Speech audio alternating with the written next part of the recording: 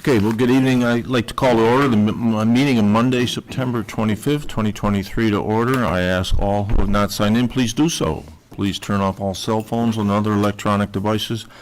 Please conduct any private conversation in the hallway or outside. This meeting room is equipped with the inductive loop hearing assistance system. You'll be able to hear conversations through the microphones on hearing aids with a T switch. Emergency exits can be found to your right and to your left. And please note that this meeting is also live streamed via YouTube with text commenting available. So at this time, if you please join us in a salute to the flag. I pledge allegiance to the flag of the United States of America and to the republic for which it stands, one nation under God, indivisible, with liberty and justice for all.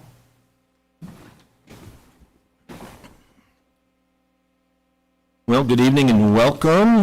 Real quick, a couple brief announcements. We have 4 employees celebrating birthdays in the month of October, starting with the 2nd of October, Adam Blank, Tina Kolachik on the 10th, Terry Bolt on the 14th, and Judge Bill Coker on the 24th.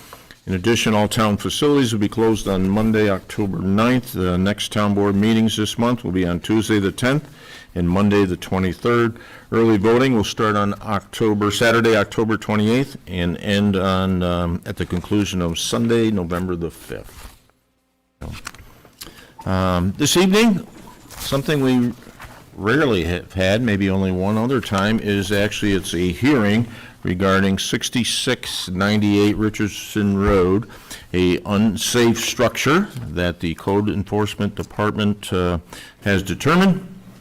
And we did notify the last occupant of this dwelling, and that this evening at 7 o'clock, they have the right to contest the said order that has been recommended by our Code Enforcement Office. So at this time, I'm going to ask if there's anyone here this evening representing or speaking on behalf of 6698 Richardson Road regarding the unsafe structure.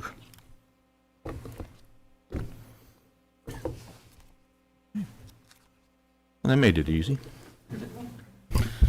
Mr. Supervisor, I think we should probably read the notice into the record, just so that there's a record that notice was given and... Right. There you go. Thank you. I could read it if you want. I got it. Okay.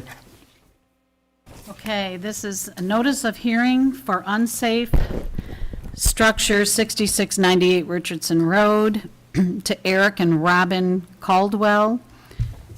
Eric and Robin, please be advised that on August 28th, 2023, the Town Board of the Town of Victor adopted a resolution ordering the repair of the unsafe structure at 6698 Richardson Road, the property, which was amended on September 11th, 2023, to state that if the property is not repaired, will need to be removed and further ordered a hearing pursuant to Town Code Section 839. A copy of said resolution is attached. This letter constitutes formal notice under Section 83-9 of said hearing to take place at a regular meeting of the Town Board on September 25th, 2023 at 7 p.m. at the Victor Town Hall, 85 East Main Street, Victor, New York.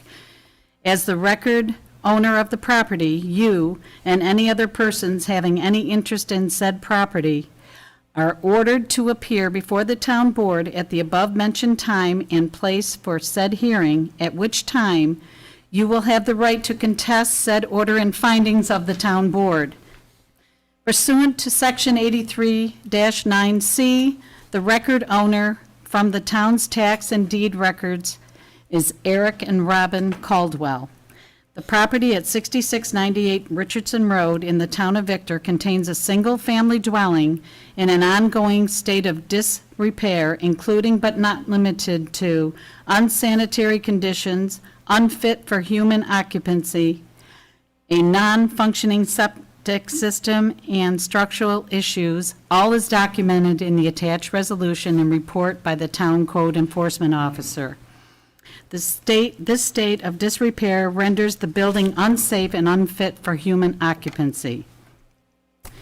By reason of the aforementioned condition of the building on the property and the aforementioned resolution, you are hereby ordered to render the building safe and secure or to remove the same. The securing or removal of said building shall commence within 30 days of the service of this notice and shall be completed within 60 days thereafter. Be further advised that in the event that you or any occupant or other person having an interest in the property, building, or any personal items located therein shall fail to contest the town's order and fail to otherwise comply with the same, the town board will order the repair of removal of such building and any personal items therein by the town, and that the town will assess all costs and expenses incurred in such removal against the property. Thank you, Karen. So again, after reading the notice, I'll ask the public if there is anyone there to speak for or against 6698 Richardson Road. Okay.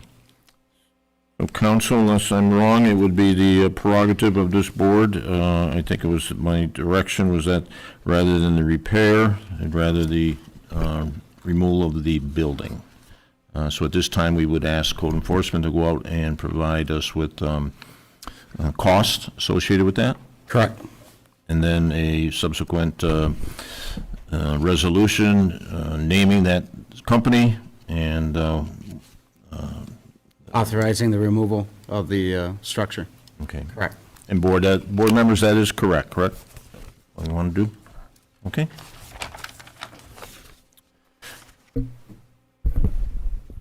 Okay, moving to the public hearing. Ask our town clerk to please read the public hearing notice. Public hearing notice for the rezoning application for 7200 Rawson Road from light industrial to a planned development district, scheduled for the 25th day of September 2023 at 7 p.m., was published in the Daily Messenger newspaper on September 17th, and a copy of this hearing notice was also posted on the signboard of the Town Hall, Village Hall, and our website. Thank you, Karen. So at this time, there he is at the podium already, Mr. Peter Vars from BME, representing the developers, Jeff and Scott Morrell and Jim Barbados. So, Peter, the floor is yours. Thank you. Good evening. As stated, my name is Peter Vars from BME Associates, appearing tonight on behalf of the applicant, Rawson Community LLC. We are appearing this evening for the presentation for a request for rezoning of the property located at 7200 Rawson Road. The request is to rezone the property from its current LI light industrial zoning to a PDD, a planned development district. The property consists of a single tax parcel totaling 22.5 acres. The proposed PDD, as brought forward this evening, consists of a mixed-use development, which would consist of, starting at the east end of the property, or the lower right-hand corner of the property, of a single 4-acre lot containing a 56,000 square foot, 1 1.5-story light industrial building with associated parking. The remaining 18.5 acres is proposed to be developed as a multifaceted residential development that would consist of 69 residential units. Of that 18.5 acres, it would also include 10.2 acres of green space that would be owned and managed by a proposed homeowners association, or HOA. That 10.2 acres representing 55% of the residential development parcel. The residential component of the project would be a mix. It would include 8 detached single-family homes located at the western end of the property or at the upper corner of the property on the rendering on the screen. These lots would average 1/3 acre in size and would be 70-foot wide lot width minimums. The remaining residential component is 61 for-sale townhouse units. They would be subdivided and would be a mix of 3, 4, and 5 unit block, or 5-unit blocks for the townhouse component. A little background, the property under consideration this evening was previously rezoned to a planned development district by action of the Victor Town Board. Local law number 1 was filed on January 22nd of 2015 to create a PDD for this property. The rezoning established the 4-acre light industrial parcel at the east end of the property. I would note that existing building, or the building exists today. It is occupied. It does have a signed lease in place, and there is no proposed changes with this current application to the use or occupancy of that building. The 2015 rezoning did propose residential use on the remaining 18.5 acres. At that time, it was proposed as a use of 48 detached single-family homes. As a result of multiple factors, that residential development did not proceed. And thus, as a provision within the local law of the PDD's rezoning, the zoning sunsetted and thus reverted back to the current LI zoning for the property. The applicants today, the current applicants, Rawson Community LLC, believe they have brought forward a residential product that will now meet the needs of the 2023 town of Victor, their needs for residential housing. And that's what brings us here this evening to discuss with you this proposal. The new residential community proposed is based upon several factors, and all of these researched diligently by the applicant.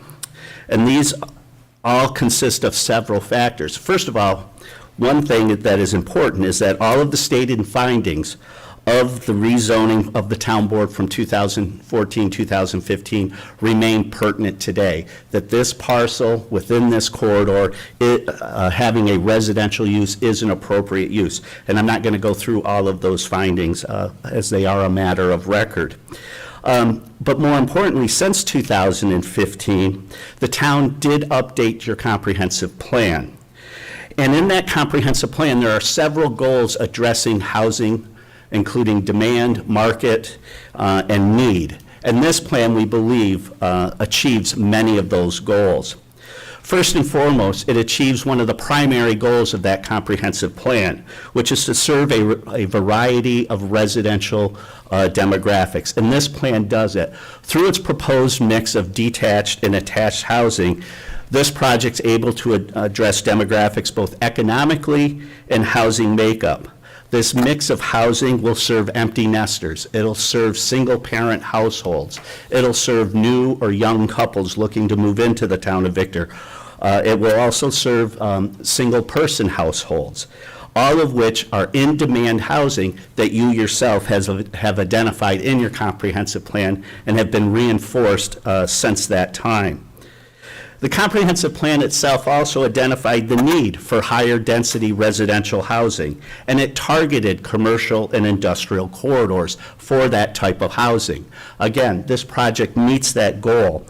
And the proposal itself, as you see it, takes advantage of the available infrastructure within this light industrial corridor, infrastructure that was planned for light industrial use and now will serve the lower demand of a residential use on that property.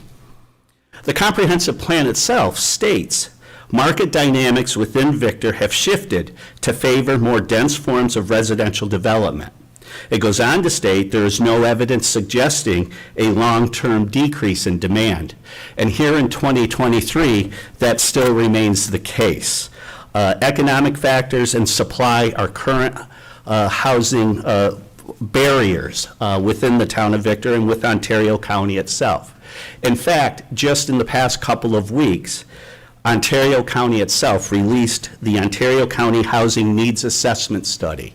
That study itself looked across Ontario County and it identified housing supply and affordability as critical issues within the county. Projects such as this proposed this evening in a community such as Victor are part of the solution to address that need and that current state of housing within the town and within the county. The proposed project, as you see it this evening, also utilizes the tenets of compact land development.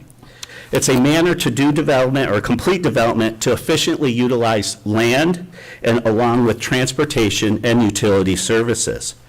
The comprehensive plan calls out infrastructure as a key component to serve higher density.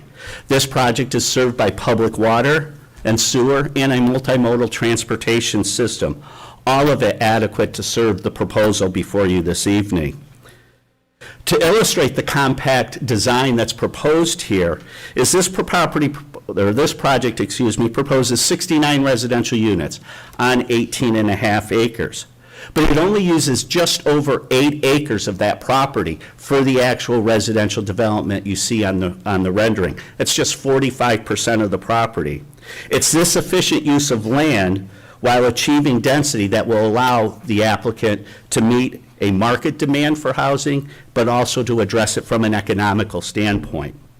We would note the proposed density is a yield of 3.7 units per acre, which actually by most definitions is a definition of medium density, not high density.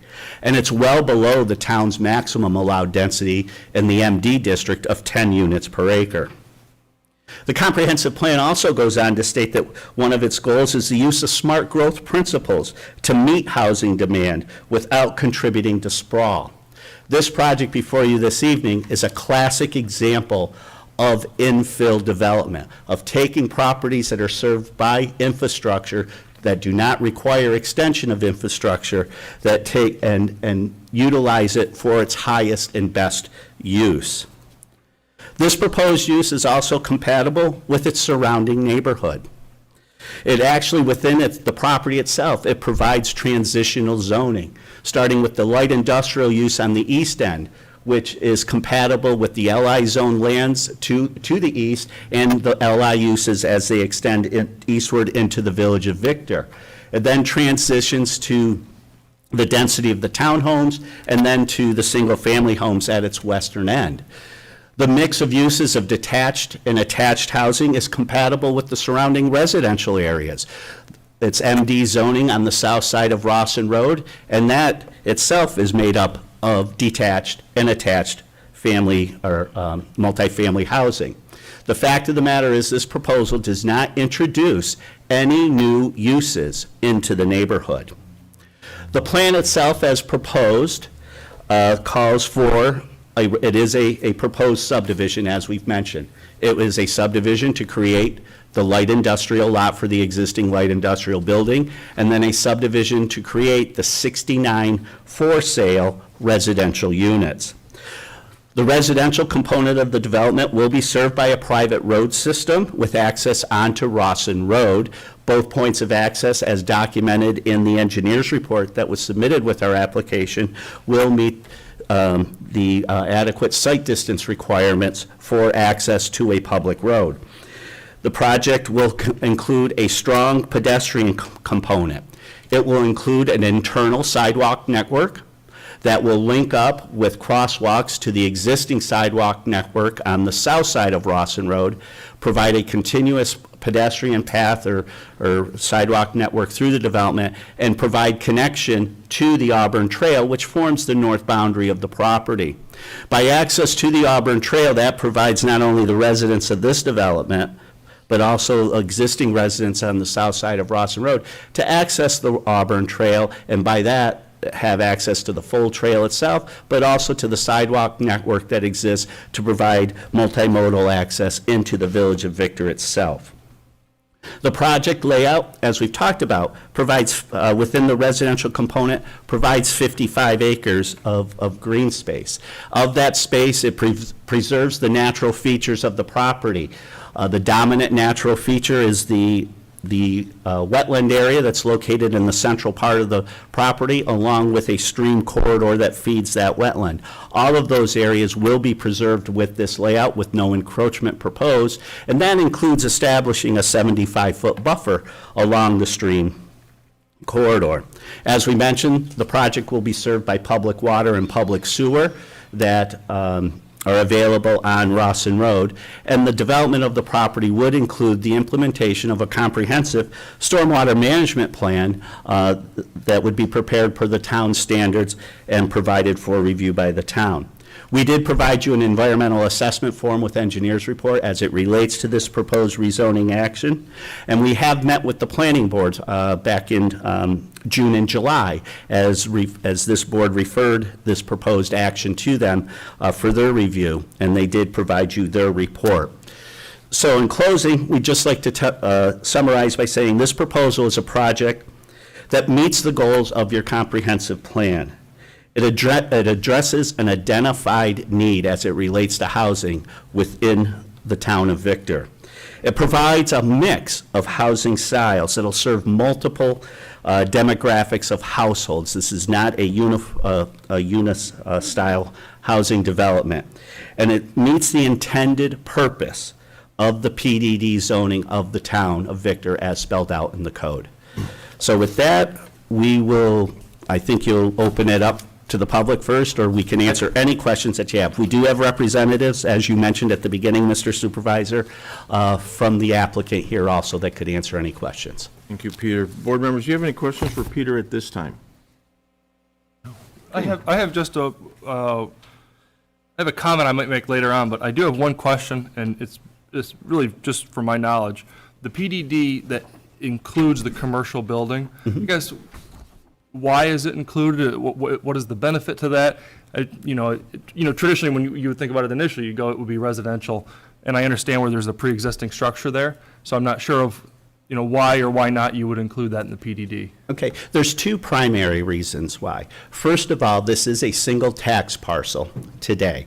So the light industrial building needs to be subdivided off to create its own lot. So that's part of the subdivision component of this application, and as a component is to create that lot for the light industrial use. So that brings it under the umbrella of this application. But more importantly, it ties it back into the original 2015 local law that established the PDD. The LI building was a component of that, was established as part of that. So we're just remaining consistent with the process and the findings that were done in 2015.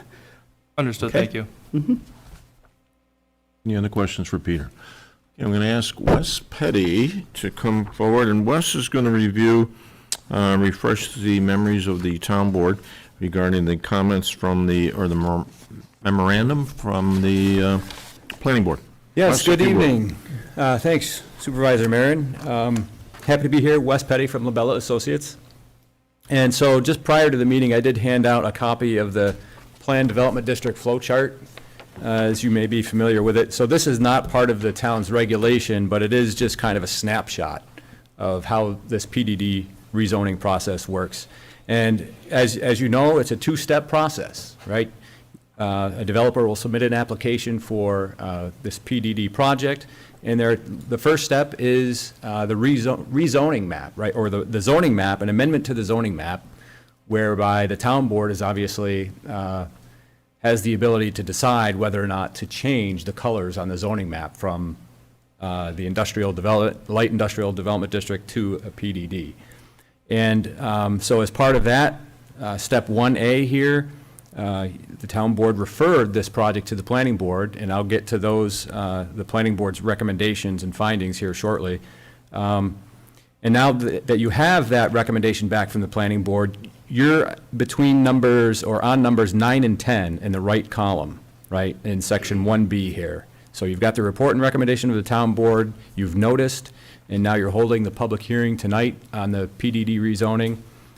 And that kind of encapsulates a bit of the step one. The second step, should the town board decide to rezone this property, the second step is that the project returns to the planning board for subdivision and site plan review, which is a more detailed, focused look at the project, looking at the details of the environmental conditions, the the utilities, the grading, lighting, community character, all that sort of stuff. So with that, just to talk a little bit about the planning board's findings and recommendation back to the town board, they adopted their resolution recommending an approval with some conditions or ideas or thoughts back on July 11th, 2023. And so I won't go through the entire document here, but there's a few things I've highlighted that I wanted to touch on that I feel are worthy of discussing. There was some conversation about suggesting that the town board consider the effect of adding the 69 residential units to a previous build-out number that was referenced back in 2005.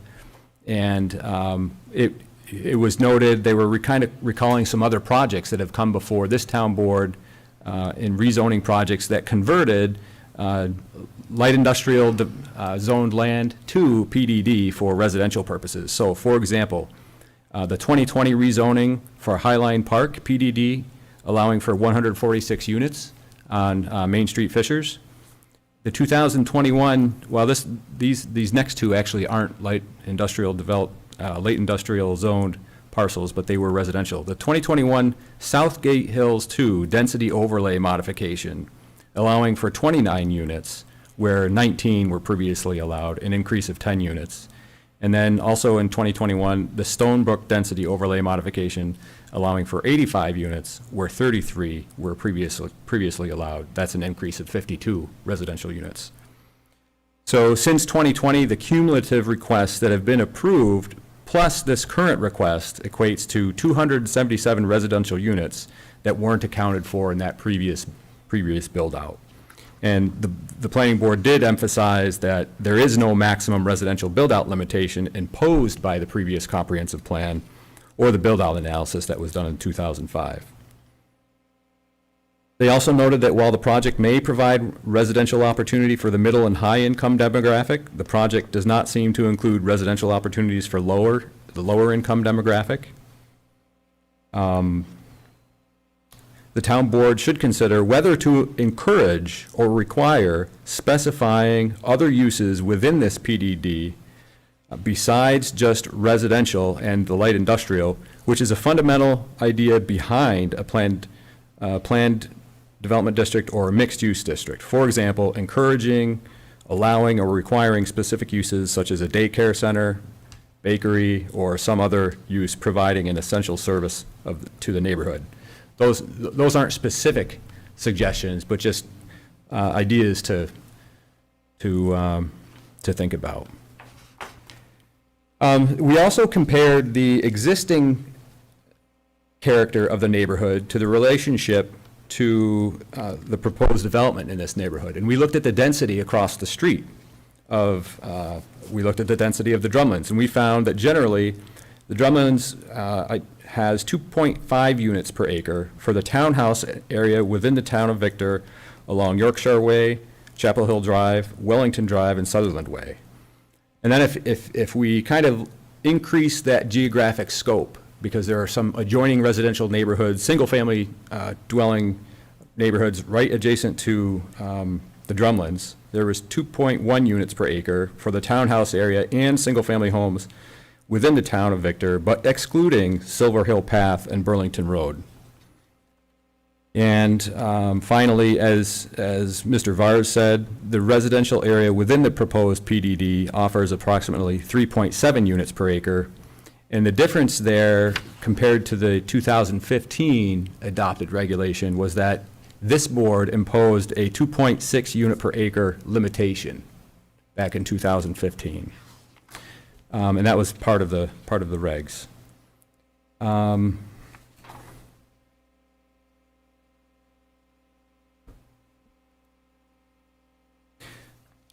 We also focused in on the traffic generation.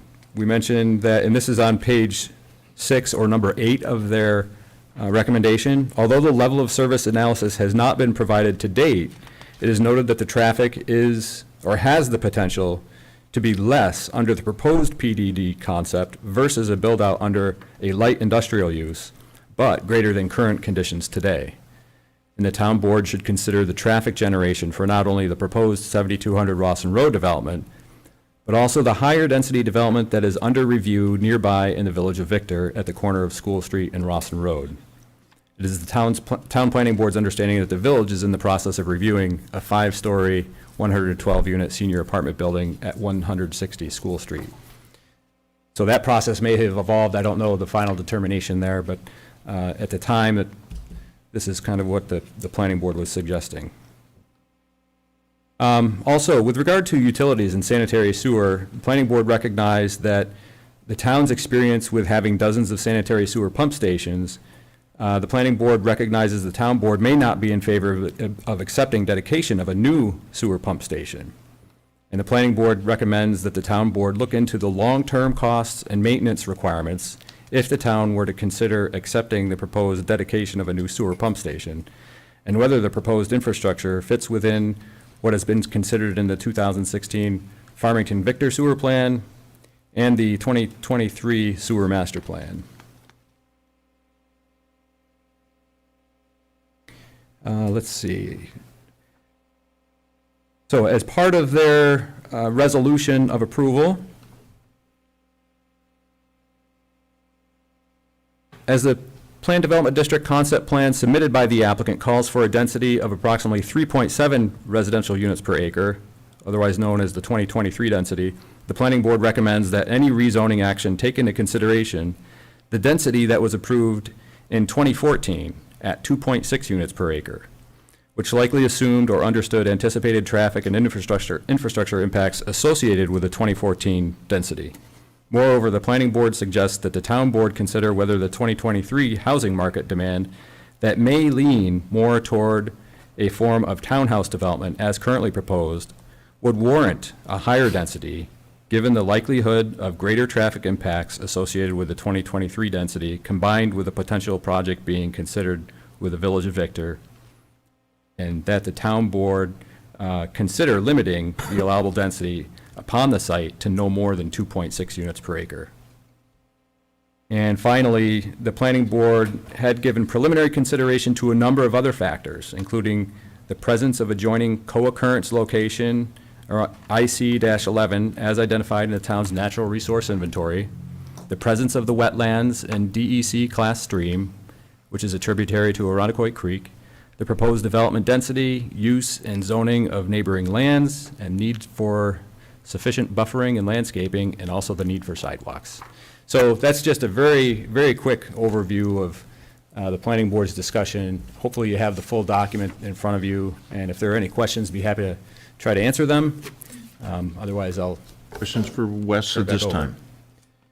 Yeah, Wes, there was a discussion as part of the planning board review, because the light industrial building, part of the parking lot is the village as opposed to the town.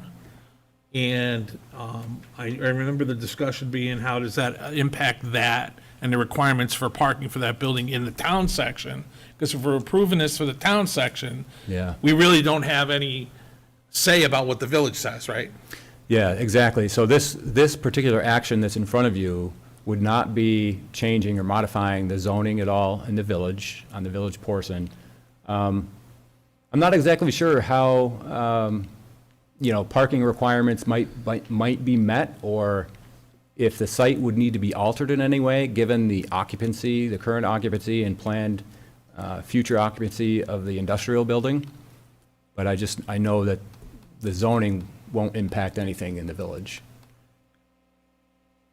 Would it be safe to say, because it is in the PDD, that any adjustment to the PDD with that building that mentioned, would have to come back for this board or any future board for consideration. Yeah, if there were any modifications proposed for that building or that site where the light industrial building is located, that would need to come back to the planning board for site plan review, or obviously subdivision. If they're looking to subdivide that into its own individual parcel, that's going to be part of the town subdivision review process.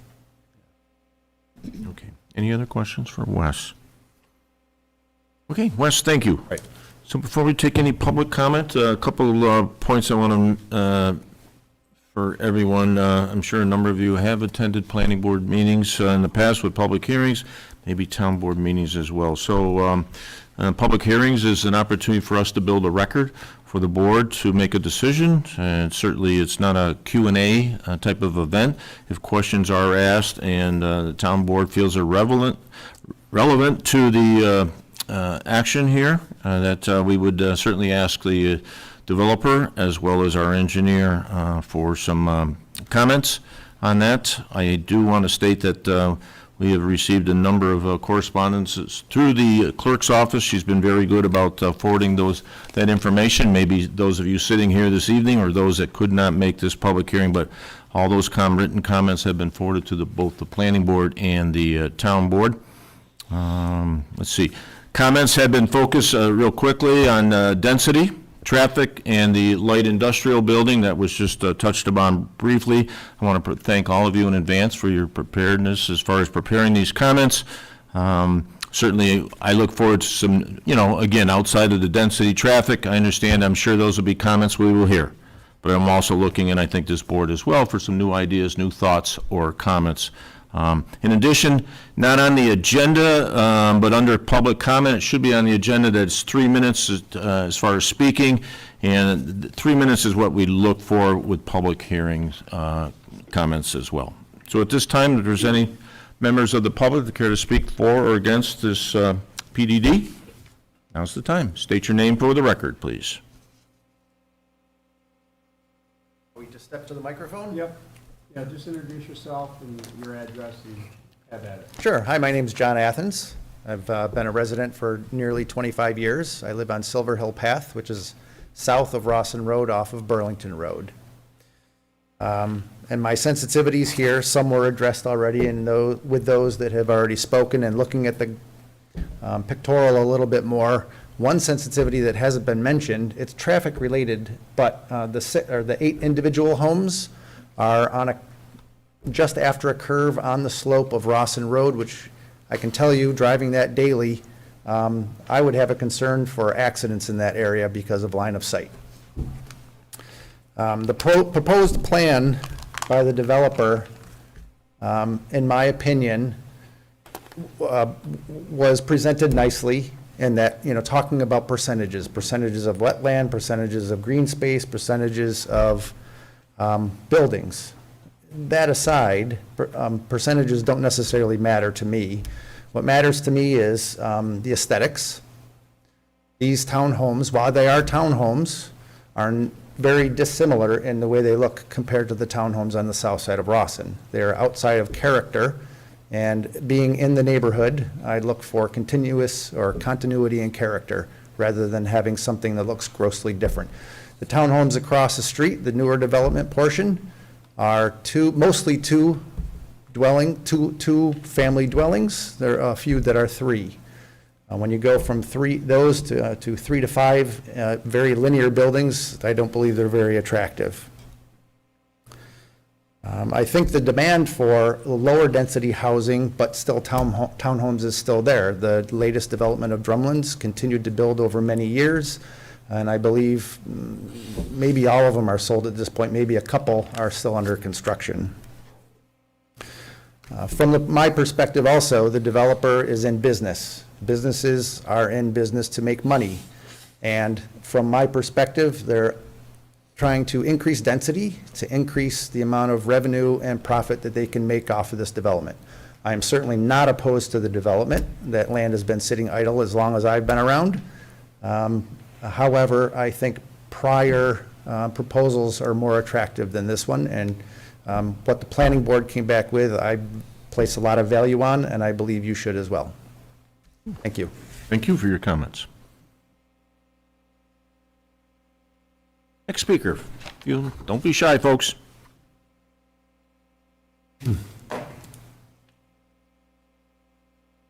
Good evening. Darrell Russell.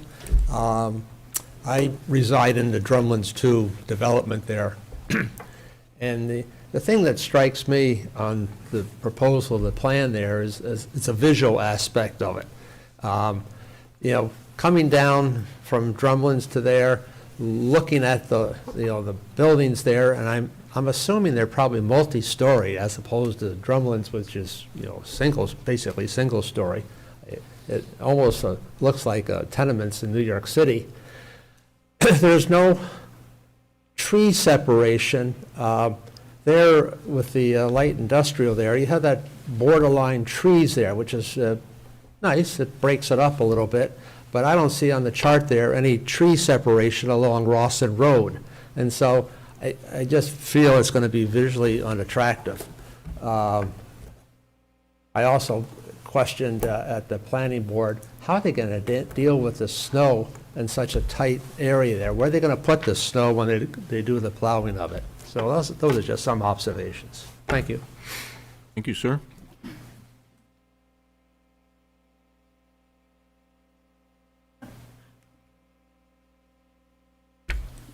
Hello, my name's Lynn Wiley. I reside on Silver Hill Path as well. I was, just parenthetically, I was interested to hear the gentleman from the developers talk about the continuity between this proposal and the Town of Victor Comprehensive Plan, which I chaired for about 5 years, as Supervisor Marin might know and remember. It's nice to hear about the fact that they took the time to try to adhere to the ideas proposed in that plan, and I appreciate that. I am going to repeat some of the things that you've apparently heard from others, but perhaps with a few differences, and then I'll add one. I do think that there is a major problem with Rawson Road, just the road, and the property that's presented, the development that's presented. There are currently almost no shoulders on that road. It's used for people who are biking, who are hiking, who are jogging to get down to the Auburn Trail. There's a sidewalk on one side, as I'm sure you all know. It's about 3 feet wide until you get to the sidewalk. And on the other side, the side where the development is proposed, it just slopes downhill immediately. Right now, because so much traffic is using Rawson Road as a runaround for the traffic on Route 96 during rush hours, which has now extended from about 2:30 to maybe 6 o'clock. It's very common, as I'm pulling out of Burlington Road, to look up at the end of the street and not see anything, and start to pull out and have a car, I don't know, maybe about as far away as those doors, because they're coming at 60 miles an hour. They're trying to get home. They're trying to circumvent what's happening on the 96. I see that some of you folks, perhaps traffic department, put up one of those speedy, what your current speed thing is, and that's helpful. I'd suggest that perhaps you could put it on the other side, the side going from west to east, because that's the one that's problematic. That's where everybody speeds down that hill, and sometimes you almost take your, because that is a blind corner, and therefore I agree with my colleague, a disastrous place from my point of view to build single-family homes and have them try to enter. You cannot tell when you pull out whether somebody is going to be coming at you at 60 miles an hour that quickly. If there is any other place that the developers could propose to put single-family houses, or put them there, but have them have to drive through the development to get out at some other point, that would make a lot more sense. Somebody just went off that road up there not more than 2 months ago. It's not a good idea. And I hope that you folks will look at that. As for the issue of shoulders, I hope the developers, the engineers have looked at that and proposed something. I haven't read all of their data, but it certainly needs to happen. The road needs to be wide enough, not only to support the traffic. I mean, this is basically a country road at this point. It needs to have possibly a light if it's going to have that much, if the development district is going to have that many units. I wouldn't want that, but I think it's better for traffic. I don't know if there's been a traffic survey yet, or if that's something that happens after this goes back to the planning board. But I'd like to know what that shows and whether Rawson can handle that load and have it be safe. And then finally, I know that we've talked about the wetlands, and the developer's representative discussed that. And I appreciate the fact that there is green space consistent with the comprehensive plan recommendation, as well as our general urge to have that happen. I spoke with the DEC folks today, and at present, and I apologize if my understanding is wrong, they said that there wasn't a permit application before them yet, and that they need to come out and do a delineation at whatever time that permit is filed. And that would constitute an update of the area that currently is listed or shown on these maps as being wetland and buffer. Their impression is that that almost always changes. The last time it was done was in 2015, when that original thing was proposed. So that would need to happen. So I was just simply going to say, with regard to that, not only am I in favor of making sure that that space is retained and is, preserved, consistent with the regulations of the state and or federal government, but that perhaps no decision should be made by either of these boards until it is clear what those folks say about where the how many of those homes can be built near it. So, that would seem, in terms of process, I'm not totally familiar with your process right now, but in terms of process, I would hope that that kind of thing would take precedence so that they could ensure that those issues are being looked at. But above all, I just looked at the printout of what you have on the board this morning and realized that they were talking about the single-family homes at the West End.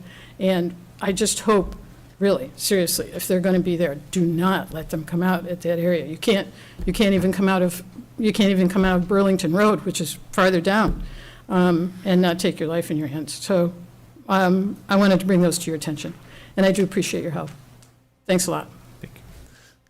So for the record, Lynn's been 5 years as the chairwoman of the comprehensive plan, so she gets 5 minutes from Jack all day, so. Yeah, you're right.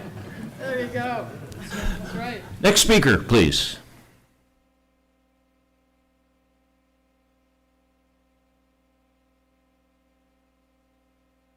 Good evening. My name is Carol Thornton, and I live in Drumlins 2.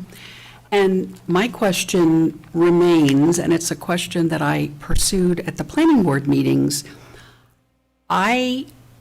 Tonight I heard that this unit of 7,200 Rawson is a single tax parcel. Now, I had never heard that before. Maybe it's been stated. But, all right, so that says to me it's joined. And that's why the applicant is asking for a PDD. But what I don't understand is, if the warehouse is light industry, unless it's no longer going to be light industry, why is it all coming under as a PDD? Now, something was mentioned, maybe it would be broken off at a later time, or maybe that would be a different, but it just doesn't make sense to me.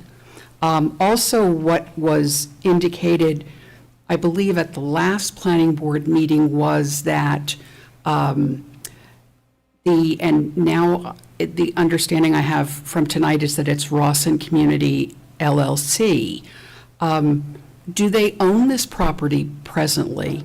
Because there was something said about the fact that the warehouse would remain because the owner did not want to release it.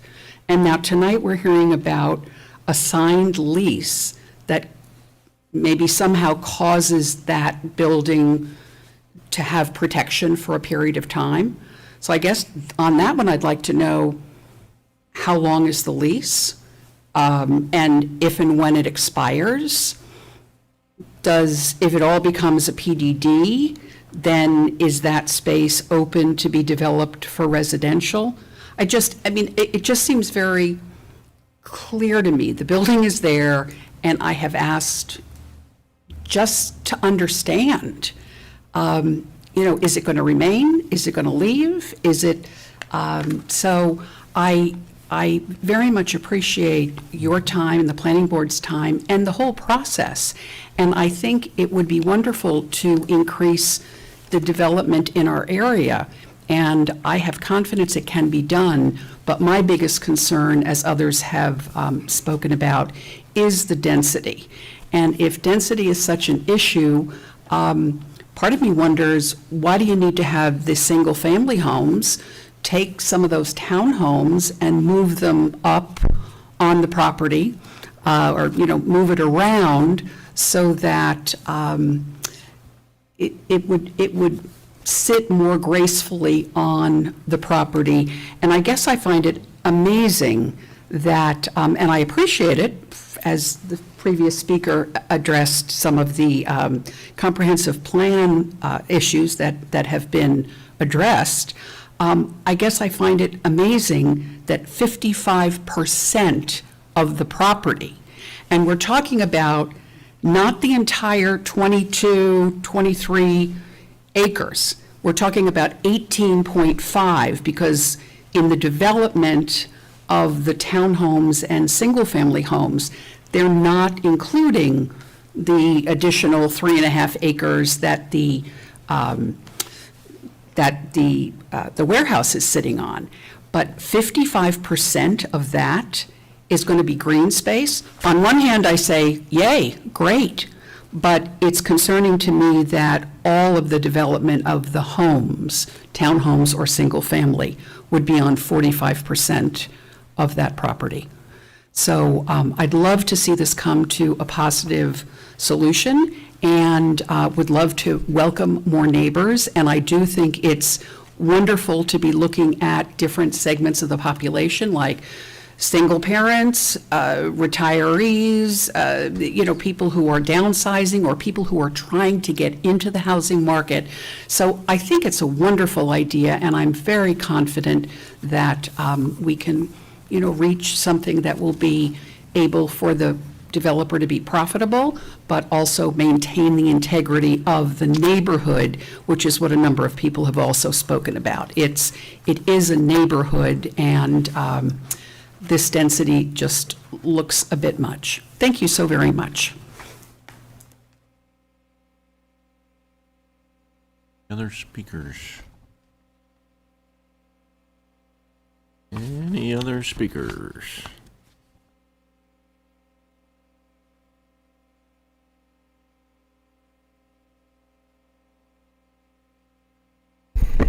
Marcia Sengas, 1231 Wellington Drive. With full transparency, I do want to say that I'm probably, I know I will exceed my 3 minutes, but my husband back here has graciously yielded to the floor his 3 minutes. So I will speak quickly, and Jack. That's awful nice of it. This is like, let's make a deal with Monty Hall or something. So. Marcia, please proceed. Okay. All right. The proposed, and pardon me for reading, my memory isn't such that I can do it as well as some of these younger people. The proposed rezoning for for-sale townhomes and the for-sale single-family homes, I believe could potentially be so complementary to our Drumlins 1 and Drumlin 2 community. I support the planning board's recent recommendation to the town board, and the words were restrict in the actual resolution, to restrict the density to that which had been approved in 2015, when these lands were previously rezoned from light industrial to a PDD. That proposed density was 2.6 units per acre, and that would equate to 47 units, and then plus the warehouse would be the 48th unit, rather than the current 69 units, which is the 3.7 units per acre. But 48 units compared to 69 units is an increase of 43.8% over what had been approved in 2015. Some quick density figures. The Drumlins 1, which is 52 townhomes and 38 single-family homes density, is actually 1.8 units. Drumlins 2, Steve Mancini's 118 townhomes density is 2.4. If you combine all that's on the south side of Rawson, Drumlins 1 and Drumlins 2, our total density is actually 2.1 units. The restricted 2.8 units recommended by the planning board might very well result in a housing development that could be so complementary to our existing Drumlins community. The developers have stated they need this higher density to make this project financially sound. Currently, the Drumlins that Steve Mancini is selling, and he has actually one unit, one duplex left, is selling for over $565,000. This substantial price is considerably higher than what I believe Morale and Pridemark Homes, the representative had quoted when they were quoting their proposed pricing. Perhaps the developers would consider reducing the density, offering a price more in line with what's being sold in the Drumlins, and still result in a financially sound product. Just a couple questions. Today, have the 42,000 cubic yards of fill been brought in? If not, how will the bulldozers move the necessary fill across the existing streams to where the single-family homes are being constructed? Will it be the town of Victor's stormwater manager's responsibility to monitor the fill and the impact to the existing wetlands?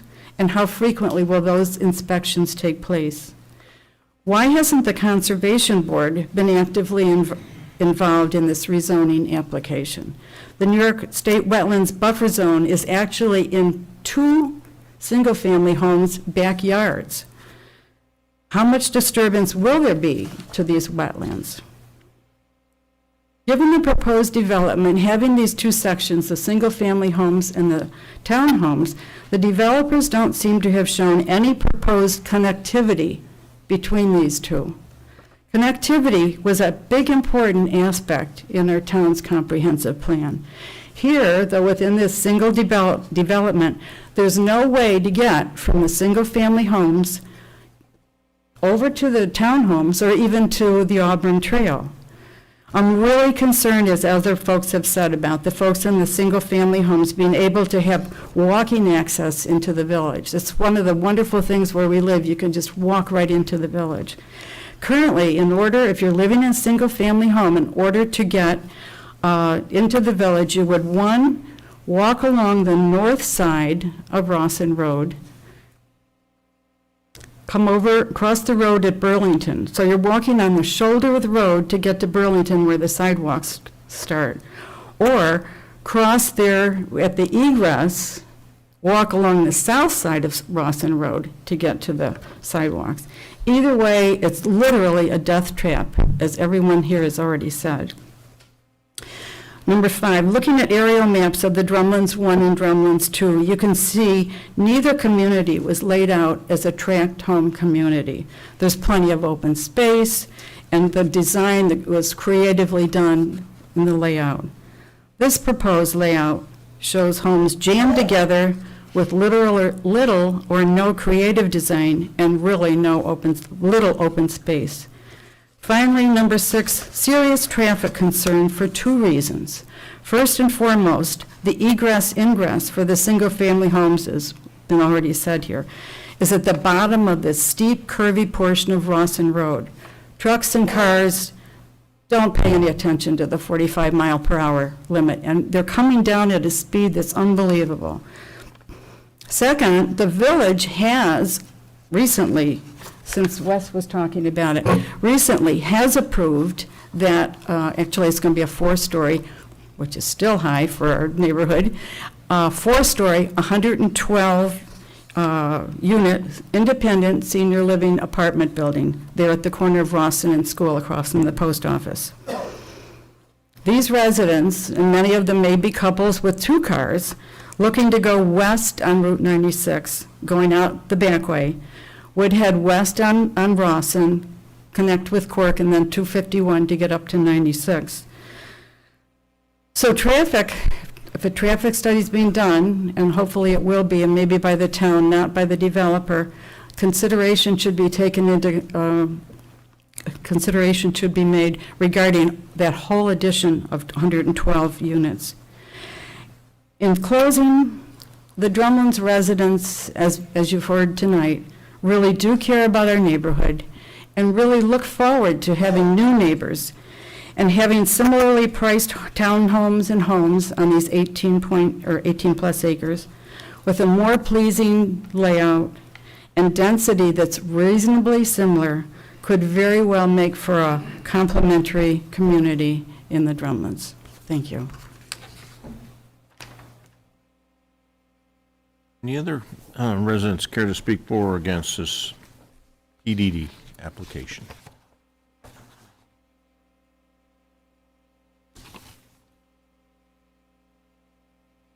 Here we go. Good evening. My name is Dave Nankin. I live in the Drumlins 2 at the 1174 Chaucer. I'm going to take this a little different than the others. I agree with whatever everybody has said. They spoke beautifully. I agree with the density, the traffic, and all that. I hope that you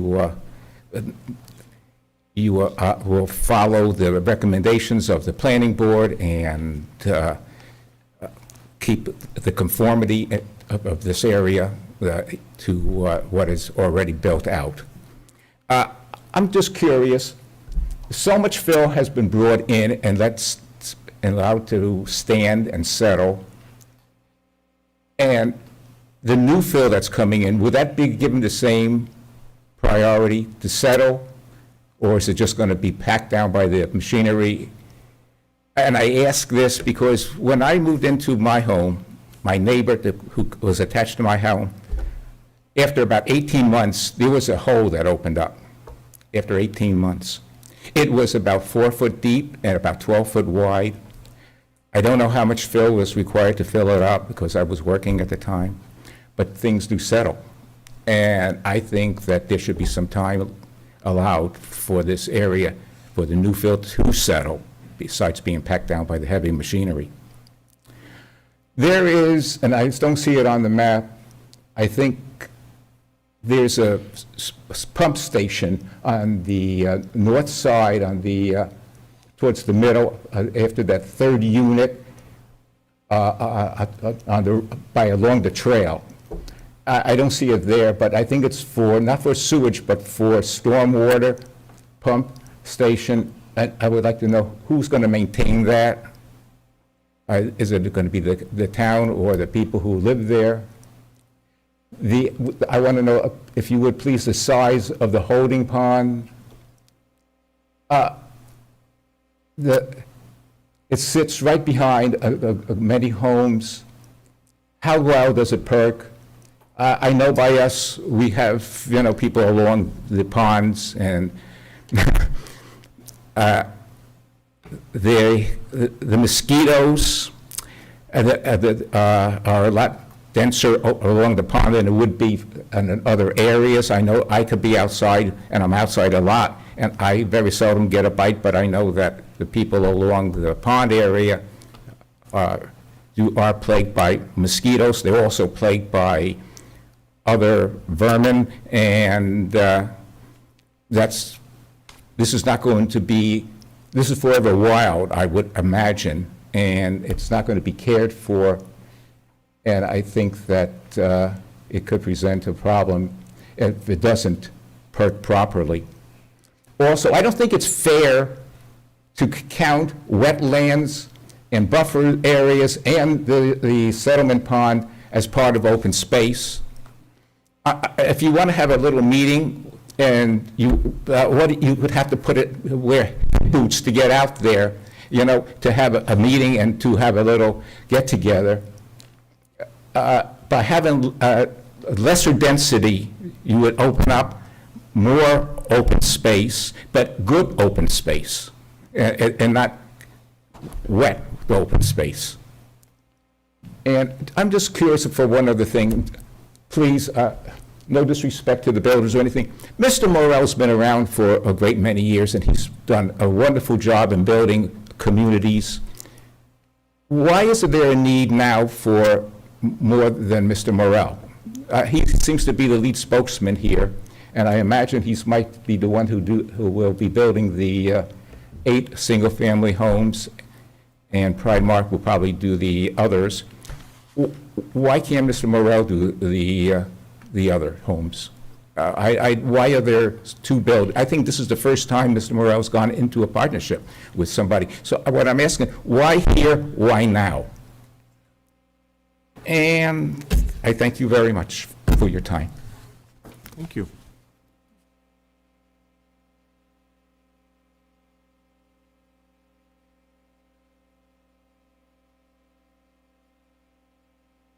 Good evening. I'm Diane Brown, and I live at 1094 Yorkshire Way. I'm not as good a speaker as most of these people, but there are a couple of things that I'd like to bring to your attention. Looking at the map, number one, there is a mistake on the portion of Drumlins 2 as you cross the street there. As you come into Chapel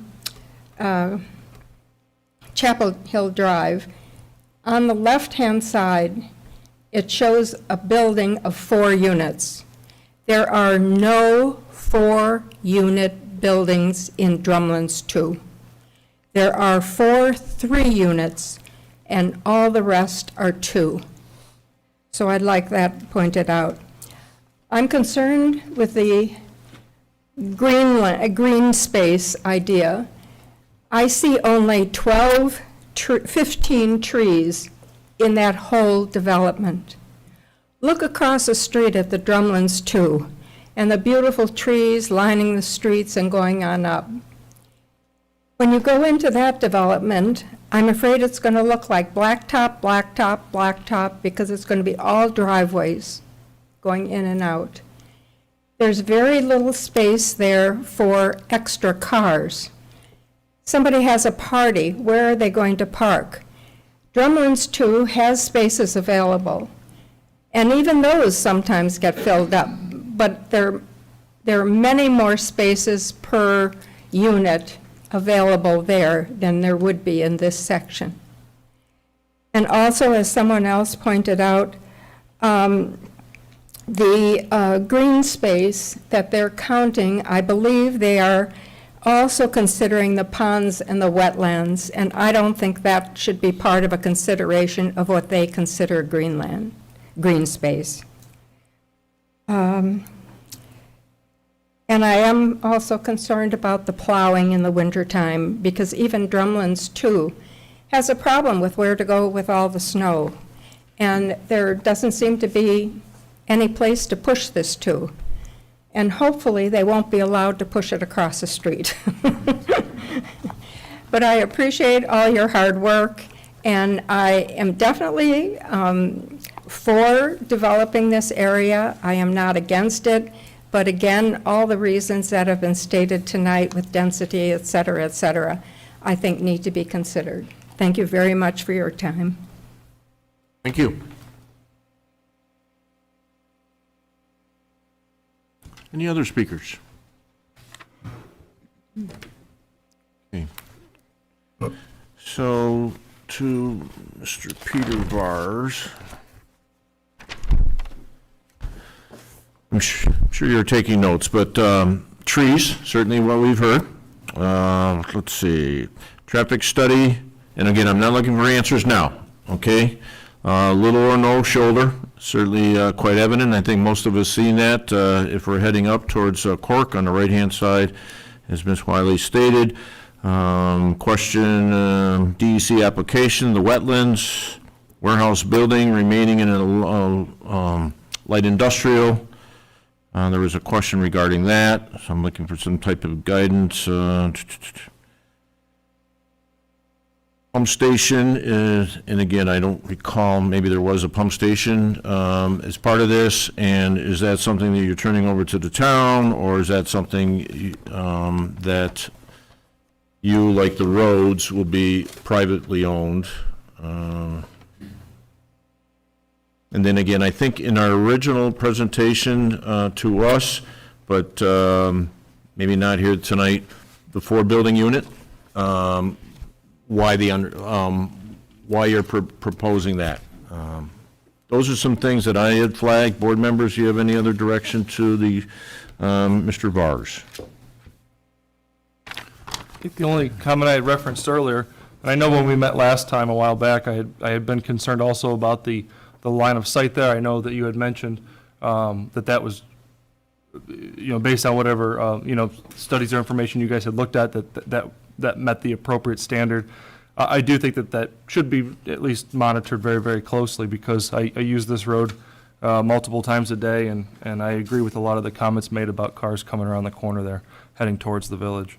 The only, I think ultimately, by and large, I don't have issues with the larger size buildings being, some 4 and 5 unit. That doesn't bother me as much. I think that there is still compatibility. I think that the ideas about landscaping and the visual appeal of it can be overcome if done properly. The biggest concern, or the biggest maybe factor that I would like to discuss a little bit further, or maybe get some feedback from the developers here, is the proximity to the setback to Rawson Road. For example, units 69, 51, and 50, appear based on the scale to be, with 25 feet or so from the road. I think that we could attain much better visual appeal from the neighbors across the street, and also from traffic on Rawson, if we were to create a little bit more of a buffer that was landscaped and could create that visual appeal. And I don't think that is unreasonable to previous things that we have, projects we've worked on. We talked about the Highline project, the project of about 85 or 90 homes on East Victor Road recently that we had worked through in 2021, where we looked at the visual appeal and the effect from the road. I know Highline, you won't even hardly see it, and that was a big discussion point. East Victor Road, we talked about, moving 1 or 2 of the properties closest to the road to create some visual appeal from passerbys and from other area residents. I think that we could go a long ways with this by either moving a couple, and I understand that you're largely restricted with the wetlands, and that's probably why a lot of them push a little bit more forward to Rawson. I think that we could go a long way, though, by either eliminating a handful of these or repositioning the layout so that we create a better buffer from across the street and from the roadway. Thank you, Councilman. Any other town board comments? I would just comment that I agree with a lot of the comments that I heard tonight. I think density is an issue. I liked your comment about the DEC and knowing what really is there to build on, right, when it's all said and done. Same as Drew, the concerns about those houses coming around the bend. That's a concern too. I have no doubt that these gentlemen, this endeavor would put up quality product. But I've got a concern with the density, and the planning board is, I am more in line with the planning board's recommendations in terms of total density. And I'll have to be convinced that we need to see this kind of density there. That's how I feel tonight. Okay. And just infrastructure concerns. The 2014 PDD proposal was noted that the trunk sewer line at School Street had issues with flushing, surcharge. That was in your notes from the planning board. I don't know if that's resolved, because it's obviously in the village, but if that is still a concern, obviously adding more to it is not going to make it any better. So, the infrastructure is a big issue. The curve is a big issue.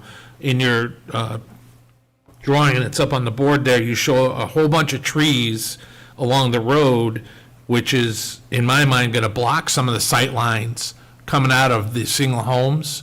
So we'd have to be really careful about what type of trees are going in there. Again, if there's a way you can adjust that road to bring it further down, probably a better option.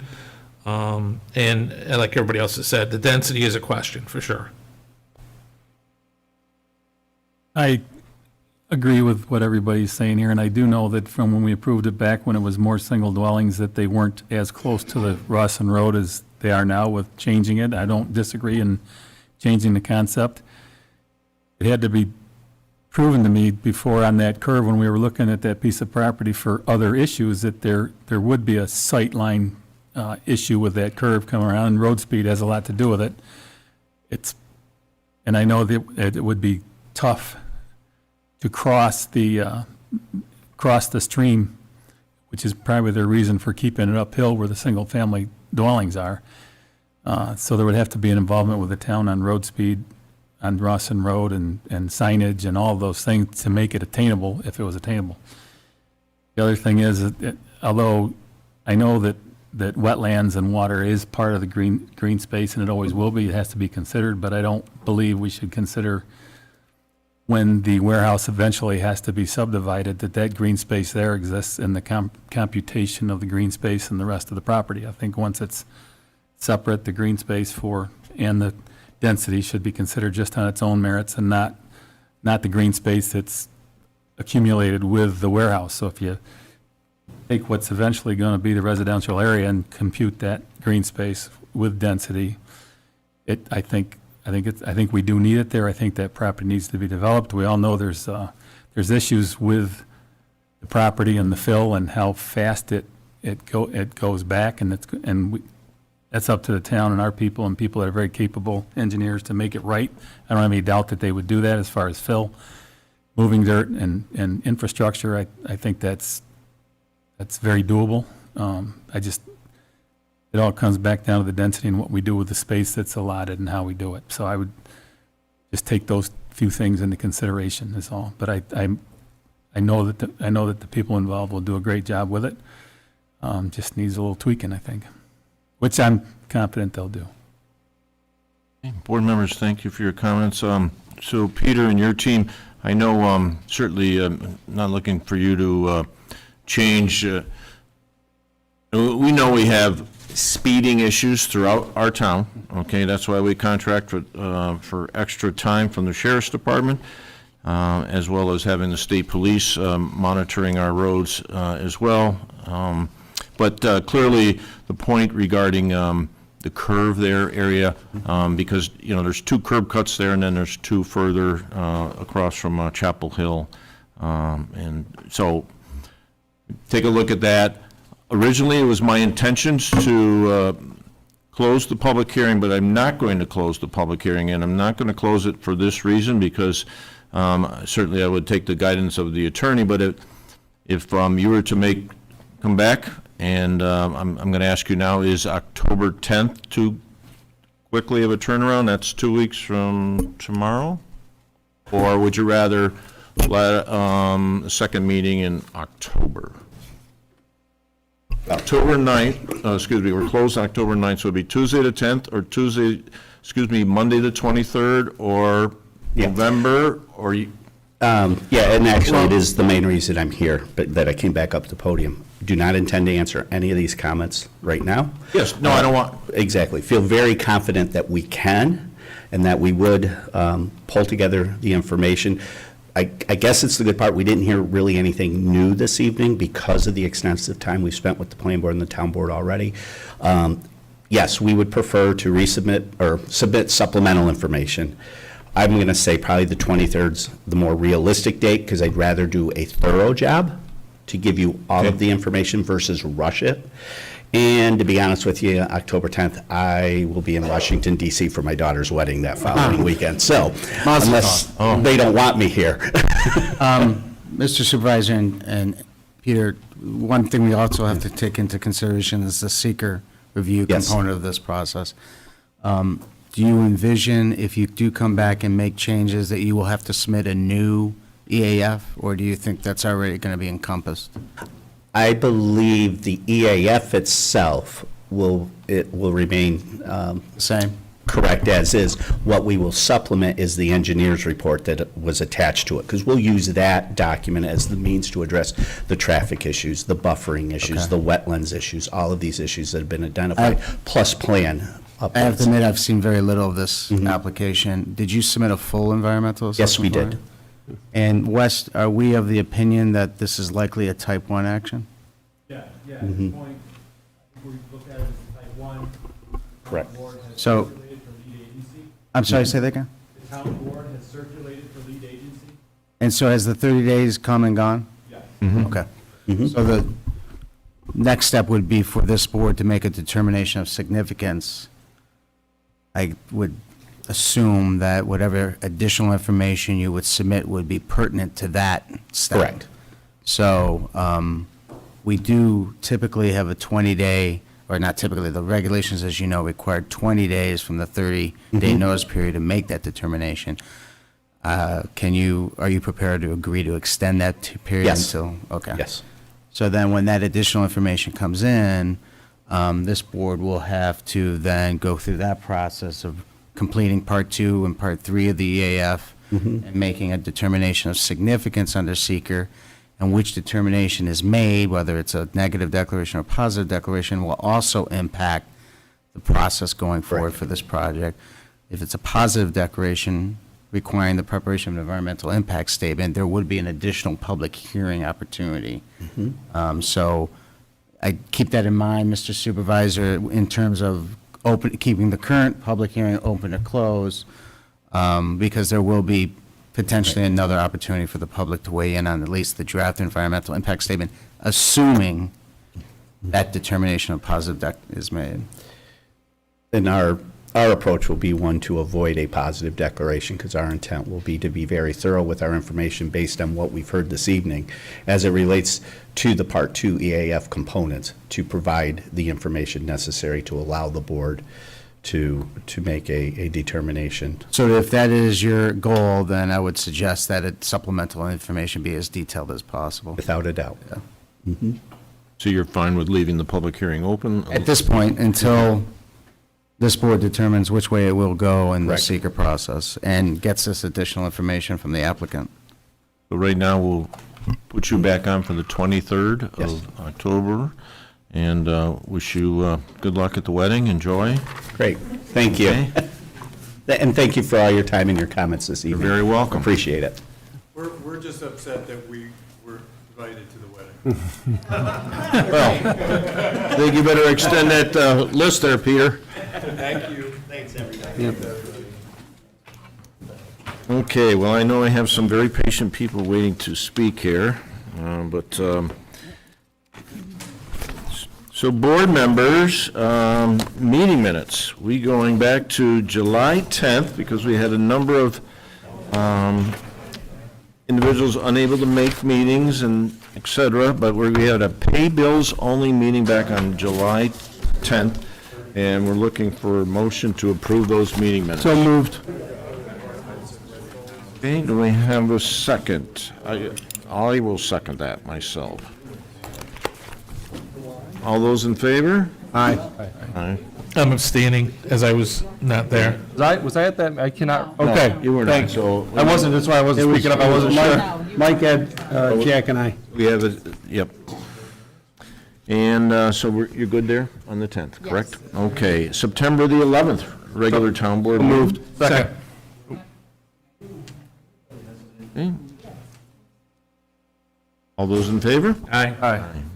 And the 18th, last Monday evening, a budget workshop meeting. So moved. Second. All those in favor? Aye. And at this time, we'll ask the town clerk to introduce the abstract of claims, number 18 for the year. Manifest number 18 in the amount of $287,712.14 has been reviewed by the Victortown Board with the following accounts charged: General Townwide, General Outside Village, Parkland Trust Fund, Highway townwide, the lighting districts of Fishers, Brookwood Meadows, High Point, Cobblestone, Coyle Ridge, Rolling Meadows, Stone Lay, and Legacy at the Fairways. Thank you, Karen. As you can see up on the screen, first payment is to American Equipment Rentals for equipment needed for the dog park. Payment to Bluestone Creek Development, October rent for Parks and Recreation. Payment to Guardian Insurance, Dental. Five Star Bank, the August Visa charges. Payment to Heidelberg Materials. These are various town road projects. MVP Health, October Healthcare. Local Energy, diesel fuel, and RG&E. Total of the above-mentioned expenditures is $225,428.90. Total town expenditures minus the previous mentioned expenditures equals $62,283.24. Town board members, any questions on this evening's manifest? So moved. Okay. Second. Have a second? Okay. All those in favor? Aye. Okay, well, my apologies for the delay here, Bob and Rachel, but the floor is yours. And believe me, I don't know what you folks said, but this room cleared out. I know many of them wanted to listen to our, town historian, but they won't even get that opportunity either. That was for you. What the heck was that? Thank you for perseverance here and patience, so It was a nice flashback to my previous life. Good education for both of you. So I just want to thank the board for having us tonight and allowing us to come talk to you about these programs. Rachel and I both work for Genesee Finger Lakes Regional Planning Council, and tonight we're going to talk to you about two programs that we both facilitate in our 9-county region, which are the Clean Energy Communities Program and also the Climate Smart Communities Program. Just some quick introductions. I am not a planner, and I had no planning background prior to taking on this role at Genesee Finger Lakes. My background is actually in municipal management. Prior to this role, I was the assistant city manager in Canandaigua for 4 years. And while I was there, I actually guided the city through both of these programs from the municipal end. So I understand what it takes to complete both of them from a municipal perspective. I understand the time commitments. So I really approached this job thinking about you guys as opposed to thinking about the planning aspect. I know from my background that it doesn't matter how much sense something makes, S-E-N-S-E, it needs to make sense, C-E-N-T-S. So my job is to really work with municipalities and encourage them to identify things that'll help reduce the cost of their providing services or help them do those things more efficiently so that ultimately that's money that goes back into the tax levy to provide better services or different services for your residents. My doing that with the city of Canandaigua became my favorite part of the job. So when I had the opportunity to do that with 188 communities in our 9-county region, it was something I couldn't pass up. And I really love this job, and I'm sure that'll come through in the presentation tonight. But in my spare time, I'm a boys varsity soccer coach. I've been doing that for 19 years. And I actually had a game tonight right before this meeting, so I had to hop in the locker room and put on my nice clothes instead of my coach's clothes. Win? We did, 5-1. It was a good performance. Good. But the most important thing that Rachel and I really want you to know from this tonight is that you guys are not in this alone. All of the services and all the support that we provide come at no cost to the community. We're on contracts from different agencies where this support and our boots on the ground have already been covered. So the community will never receive a bill for anything that we do, and we are here to support you in any way that we possibly can. For me, I can tell you that's ranged everything from writing and reviewing multi-million-dollar project RFPs to this lovely clerk that I have who can't figure out Zoom, so I drove a combined 2.5 hours to scan paperwork for 10 minutes. That's what she needed, so that's what I was going to do to help that community be successful. Enough about me. I'm going to pass it over to Rachel so she can introduce herself. Hi, my name is Rachel Scudder. I'm a planner and the Climate Smart Communities Coordinator at the Genesee Finger Lakes Regional Planning Council. My background is I have a bachelor's in landscape architecture from the SUNY School of Environmental Science and Forestry, a master's in urban design and community and regional planning from Iowa State University, and I worked in the state of Vermont prior to my position at GFL as another regional planner, working in public health sector, broadband, hazard mitigation. I worked with their cannabis legislation and did some downtown planning and streetscape design. I grew up in Irondequoit, so I grew up in the region, and I always had plans, once I finished my master's program, to come back home and serve the communities that I grew up in. I love regional planning, I love my work, and as Rob said, you know, we're here as a support. I love, we've already had some conversations with some staff members for the town of Victor, and they're a pleasure to work with already. So in any way that we can support your town moving forward, that's what we'd like to do. Thank you, Rachel. So the other thing I learned from my municipal experience is how to read the room. So let's hop right into the nitty-gritty so everybody can get home for the night. Clean Energy Communities Program. It started August 1st, 2016, and it was put out by NYSERDA, and it had two main goals. The first one being, how can we help municipalities find ways to be more efficient and reduce their emissions while providing services? But more importantly, how can we help them do that and save money? So this is intended to help municipalities find ways to provide better services at a lower cost or in more efficient ways. And the first round of this program received a pretty good response. There were 600 participating communities, 323 designated, and almost 1,900 actions completed across the state. The big thing that happened during the first round of this program was the state passed CLCPA, which is the very, very aggressive climate legislation that sets some really ambitious goals forward for us as a state. The big one being having 100% renewable energy across the board by 2040. So in response to that, and really recognizing that municipalities were going to need support to do that, both financially and otherwise, the second round of this program rolled out January 26, 2021, which ironically coincides with me starting with the organization. So I got it right from the very beginning. It offered new actions and expanded funding opportunities. It's the current round of the program that we're in. I'm not going to take a lot of time talking about the program structure because in about 7 weeks we are expecting a brand new version of the program. Over the next 12 to 15 months, the goal is going to be to push out as much money as possible into the communities in our 9-county region to help them do anything that they might want to do that falls within the energy efficiency sector. Details on that are to be determined, but I can tell you from what I know that the grant process is going to be a lot more flexible. There's going to be a lot more open opportunities. There's going to be a lot more funding on the table for communities of all sizes. So it's going to move kind of quickly. It's going to be kind of competitive.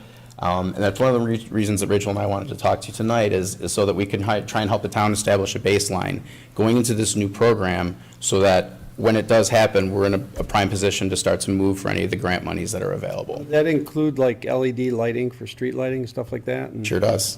Absolutely. So this is a quick snapshot of how program participation looks right now across the state. The second round of the program has been really well received. That 866 number constitutes about 66% of all municipalities in New York State now participating.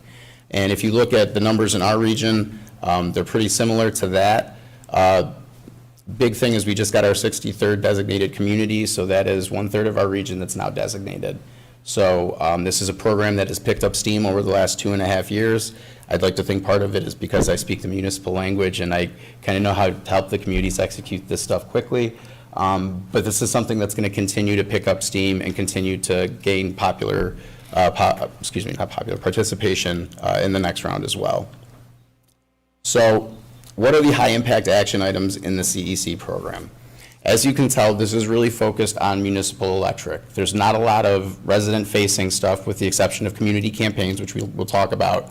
So just a real quick overview of each of these items. A unified solar permit would be the town adopting a permit form for solar projects that are 25 kilowatts or less.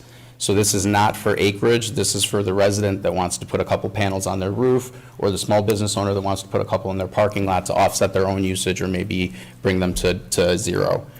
Code enforcement training is something that the town has already completed, which is great. That happened on August 31st. A clean energy upgrade would be any energy improvements that you did to town facilities. So one that's been happening a lot recently is people have been switching their DPW garage lights to LED because that has a huge savings. Another thing in this program that has a huge savings component is the LED street light conversion. To give you guys an idea of what that can look like, the Village of Perry had all of their lights transferred out under their utility company, so they didn't actually buy the poles, but they paid for the useful life that was left in the bulbs in those fixtures. So they had about 380 switched out. In that first year, they saved $26,000 on their electric. The total cost of the project was $7,800. So that's a really good example of, you know, how this program can help a community, or a project can help a community really put money back into the budget year over year. Benchmarking is something that we're going to talk about a little bit more in depth in a few minutes. Clean fleets, this is if the town decided to put in any charging stations, or if the town decided to move towards electrifying its fleet. They have a different grade for both compact and medium, as well as a heavy-duty truck.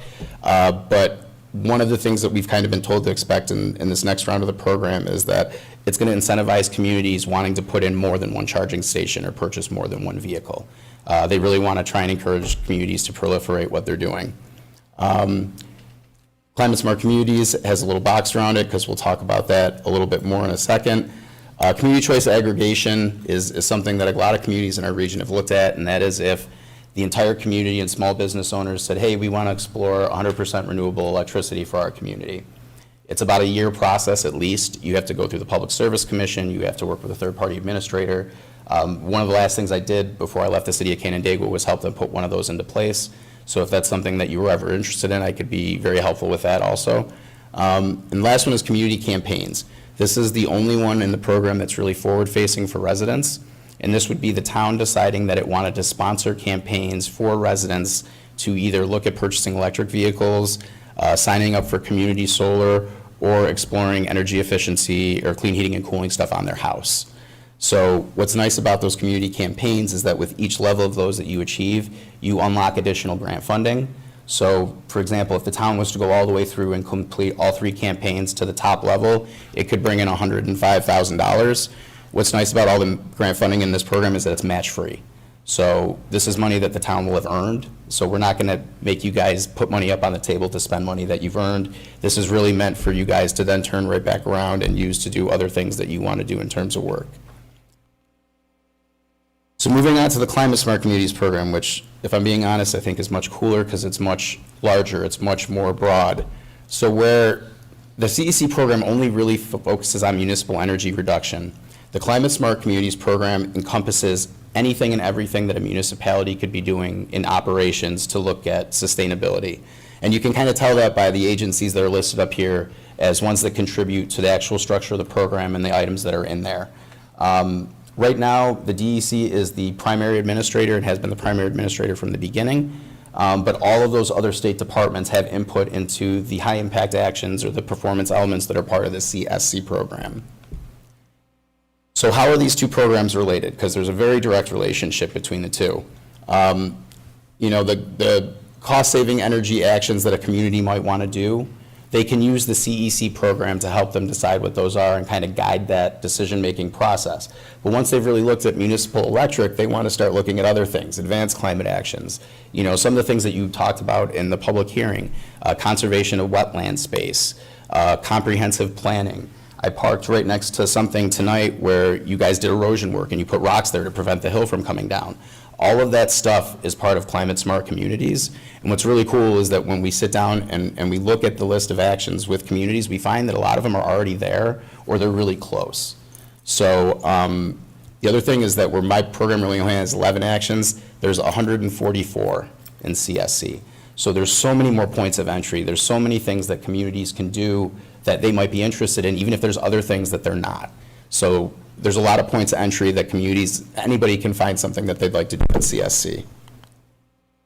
The other thing that's really great about these programs is that there's an intentional overlap. So anything that you do in the Clean Energy Communities program directly correlates over to progress in the CSC program as well. So for example, you've gotten credit completing code enforcement training in my program. You've also gotten points towards your certification in Rachel's program. There is an item up there that is outdated, and that is the New York stretch code. That is no longer an item in either program, and moving forward, that is not going to be an item. My understanding is that when the next version of the New York State Code rolls out, it's not going to include a stretch code. Everything is going to be all-encompassing. So if we take that one away, everything else that's up there is still applicable. So anything that you would choose to do in CEC would directly translate to your progress in the CSC program as well. So that leads to the natural kind of question is where is the town right now? Rachel and I have been meeting with Casey and Rich over the last couple weeks to kind of talk about these programs and look at them and see if they would be a good fit for the town to participate in. With the CEC program, you complete any of the 4 high-impact actions that we looked at on that prior slide, and it earns the town a $5,000 match-free grant that you can then turn around and use towards anything else energy efficiency related. As you complete more items in my program, the one thing that is going to stay consistent is the more that you complete, the more grant funding you're going to unlock. The more grant funding you unlock, the more things that you can do. The more things you can do, the more it translates into Rachel's program. And now we're looking at doing some of those projects maybe at little to no cost to the taxpayer because we've been able to bring in grant money from some of these other sources. Some of the things that we've kind of talked about, and there's kind of in front of the board, I think on the 10th maybe for considering, is benchmarking advanced reporting and the unified solar permit and the climate smart communities pledge. So I'm going to take a minute and a second to talk about those a little bit more in depth so that you actually know what you're considering. But I also really want to talk about the progress in the CSC program. And this is really impressive, I think. When we met with Rich and Casey and we went through the list of all the items that you can possibly do in the CSC program, with the work that the town has already done, you have achieved a CSC bronze designation. It's already there. And that's without 30-plus points of low-hanging fruit that we could add to bolster the application to make sure that it got over the line. So really, for the town, if they chose to move forward and participate in this, it's an exercise in pulling together the right documents and the right information to prove that you've already achieved a Climate Smart Communities certification. Some of the benefits for achieving a Climate Smart Communities certification: it opens up a line of grant funding in the CFA program that is specifically geared towards climate smart communities. There's money in there both for soft costs and for implementation. So what some communities do is they'll get their designation, the next year they'll go back, they'll apply for money for soft costs to do a project, and then that third year they'll go in and they'll get grant money to do the implementation phase of whatever project it is they're looking to do. But this is really exciting because you guys have already completed this. It's just a matter of, do you want to move forward? And is it going to be something that you guys are going to find beneficial? And I would hope that you do. So benchmarking. We were talking before, you need 4 items in CEC to get designation. This is a 2-part process, so this is actually 2 items. The first you would do is pass a resolution stating that we are going to monitor the energy usage in our buildings, or municipal buildings that are over 1,000 square feet. That's something that you guys are already doing anyway. You're tracking that annually because you need to know that for budgetary purposes for what you're going to need for utilities for the following year. The second part of this process is you give us that data. We would take 2 years of back utility data for the town, and we would put that into an Energy Star portal. That Energy Star portal now allows the town not just to track expenditures, but it also allows you to track kilowatt usage.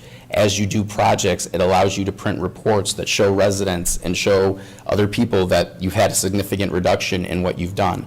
A really good example of that being the town of Henrietta built a huge library, 35,000 square feet, absolutely beautiful building.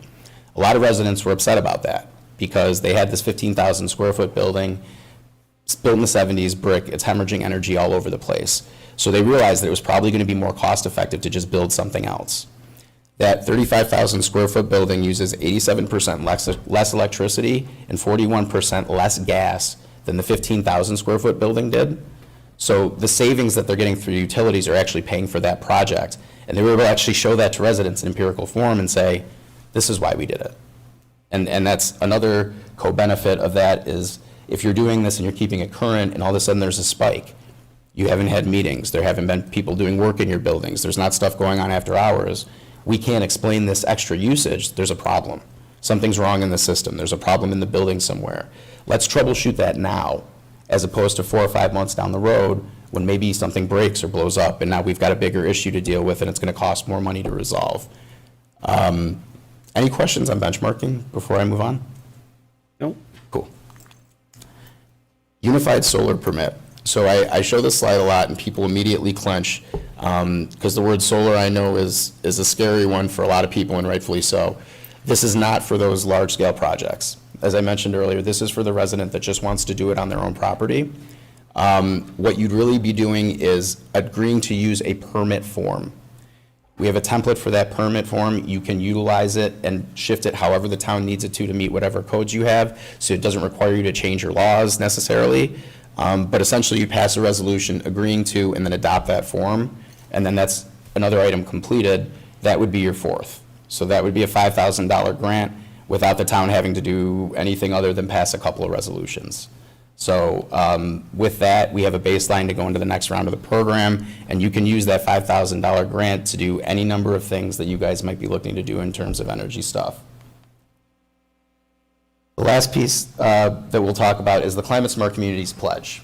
And what it really does is it's the town saying, we are going to do our absolute best to try and accomplish these 10 things. There's nothing in the resolution that's legally binding. This is a completely voluntary program. Both of them are completely voluntary. So if at any point the town decides that it no longer wants to participate in either, you just stop participating. There's no penalty, there's no notification process. You just decide that you're not going to do it for the time being, or you're not going to do it moving forward, and that's fine. Our hope would be that we'd built a relationship enough to where if there was something we could help you with down the road, that you'd remember that and you'd give us a call, because our goal would be to continue to help the community moving forward. The only thing about this resolution that cannot be changed is those 10 tenants right there. You can alter the whereas clauses however you'd like for the town, but those 10 clauses right there, it's like pledging the Boy Scouts or pledging Kiwanis. That's what everybody says that they're going to do when they join this program, and that they're going to do their absolute best to achieve those. You are not legally obligated or bound to do any of it. But those are the 10 areas where we can help through the CSC program provide some structure to look at doing this work in the community moving forward. So what would some next steps be if the town chose to move forward in both of these programs? The first would be to pass benchmarking, let us build that portal, and adopt the unified solar permit, because that would be your designation, that would be your baseline, and that would be a match-free $5,000 grant coming right to the town hall. There's no contract with that, there's no reporting. I'll write the grant application for you. So I really do everything that I can to make sure that this is not going to be a burden that falls on municipal staff. Because I've done this stuff, I can offer that support, and I'm more than happy to do that. In terms of the CSC program, you'd want to take that pledge. You'd want to say, we want to be a CSC community. We're going to do our absolute best to do these 10 things. One of the cool things about that program is that it has a task force component, which is resident-based, stakeholder-based. So you actually have a group of people that are going to help guide this action and help the town do this stuff moving forward. It sounds like you guys already have a conservation group that could be a great fit for maybe being your task force. But the goal is really to work in unison with them and to help them help you move forward and be successful in these programs. When I was with the city, I was our coordinator for our CSC task force, and I had a lot of fun with it. It was a great opportunity to interact with the residents, to hear what they genuinely cared about, and to give people in our community that wanted to see us be successful have the opportunity to play an active role. And then community impact. Start doing community outreach and engagement. Let's maybe start a community campaign. Through the Climate Solutions Accelerator, you can start a Color You Community Green Group, which a lot of communities in Monroe County and Ontario County have done as a way to give them a body to work with the government to work on some of this stuff. Support a community campaign and maybe participate in one of them. But more so than anything, support the community's participation. Because if the residents really think that this stuff is important, there's an opportunity here for the town to build a tremendous bridge to help them have input. And from what I saw tonight, this is a community that really cares about where it lives, and I think that you would have any number of people that would be interested in participating if this was an opportunity in front of them. Just a quick slide. Casey has this, so she can distribute it to everybody on the board digitally as well. All of these are links that are live, so if you click on any of them, it's going to take you to that specific information.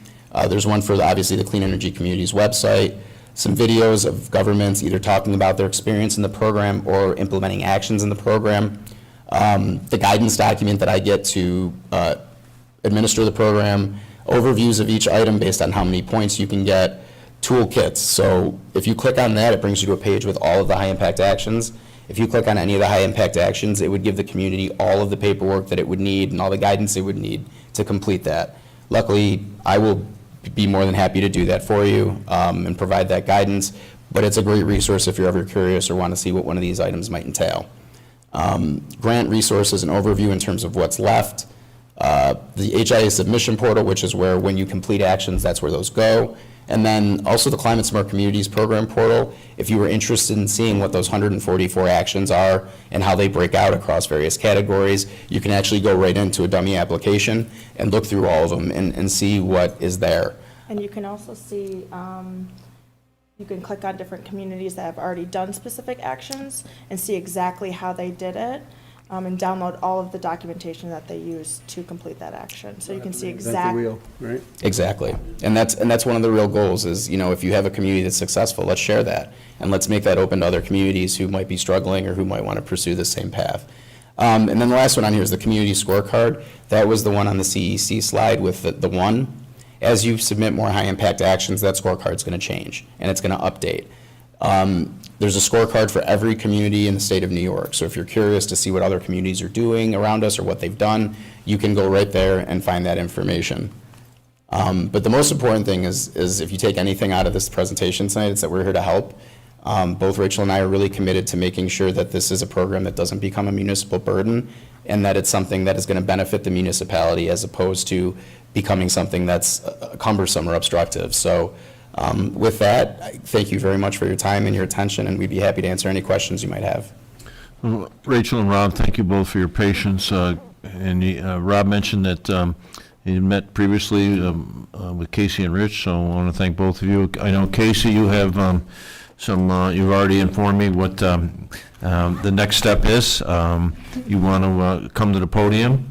And I want to applaud you because I sent you a text early on in this meeting, like at 7:29, so you don't check your phone on occasion, but maybe you don't even have it. I do, but it's on. Oh, okay, well, I'm going to read it, okay, because at 7:29, I said, Casey, can you apologize to Rob and Rachel now for me? No, you already did that, so. Apologies necessary. So, board members, we own a courts building. It's new to us. There's upgrades we can make to that. LED lights around our lighting district area. This facility, as we're going through the process of contemplating a new highway facility, significant opportunities for this community. So, I know you have a couple resolutions you want to propose at the next cycle. Is that it? Board members, are we in agreement that we want to continue, start taking the first step and moving forward? Yes. Absolutely. Yeah. I just have one question. How do you guys get paid? So who pays you guys? So I Genesee Finger Lakes is our primary employer. Okay. She works on a DEC contract, and then I work on a NYSERDA contract. Yeah. But the Genesee Finger Lakes handles all of our day-to-day. So Ontario County pays dues towards this organization. It Yep. goes towards their salaries. Each one of the 9 counties do as well. Yeah. No, I think the thing is if we take the lead, right, and they start seeing, some solar stuff or charging stations, if we make a move for our codes fleet for the cars, I mean, as we renew those to look into, electric cars for bombing around town or even electric trucks and things like that with the highway. I mean, I think this community, I mean, the bucket exchange, that's a small piece of indication that people are interested in doing that around here. So I think it's a great idea that we take the lead and push on it. Very good. And Casey, Replaced you thank as you. the coordinator in Canandaigua. Shauna Bonchak she came over from the town. Mm-hmm. She's great. It sounds like her and John are doing really well together, so. How many people are in that committee? I'm sorry? How many people are on her committee? They had 12 when I left. And there was, somebody who was really good with EVs. We had another person who was really passionate about electrification. We had another person who was really passionate about composting. So, you can find community members that can all bring something really valuable to the table. Other thing I would really think about doing as you're putting that task force together is think about high school students. Think about people at FLCC. The Village of Homer had the desire to do this community, but they didn't have the capacity to do the Climate Smart Communities program, And basically, a senior class took it on as a capstone project and worked directly with the municipality and helped them get their CSC designation. So they're much better with social media and the gadgets than I am. So kind of like let them fly and meet people where they are. Thank you both again. Appreciate your patience here. Oh, it was a nice flashback to my prior life. Yes. You're being kind. Okay, moving to public comments and concerns. Susie, do you have anyone over there? Hello, Kim, you awake over there? No comments, okay. Public comments, none?